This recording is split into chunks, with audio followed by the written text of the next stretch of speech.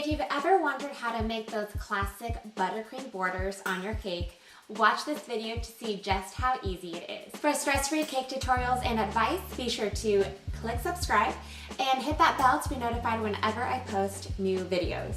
So the buttercream border design that I'm sharing today is also called a rope border. It's super easy to do, but it adds an elegant and classic touch to your cake. You can use this on round cakes, square cakes, sheet cakes, any type of cake will work with this border. So what you'll need to make this design is a closed star tip.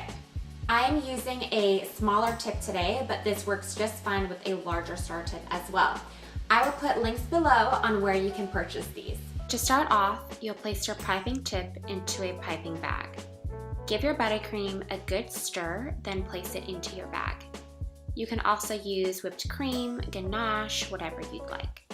An important tip before you start is to smooth out your bag and give it a few squeezes because this will get rid of air bubbles.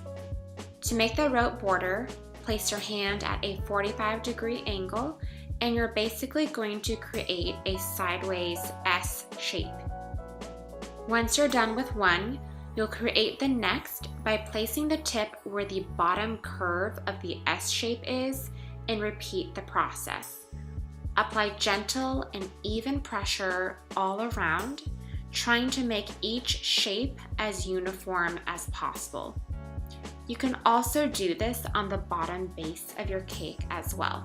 So that was my easy tutorial on how to do this rope buttercream border design on your cakes. Let me know in the comments below if you like to use this border on your cakes or if you have any questions at all. If you liked this video, make sure to click like, hit subscribe, and don't forget to grab my foolproof Swiss meringue buttercream guide listed below.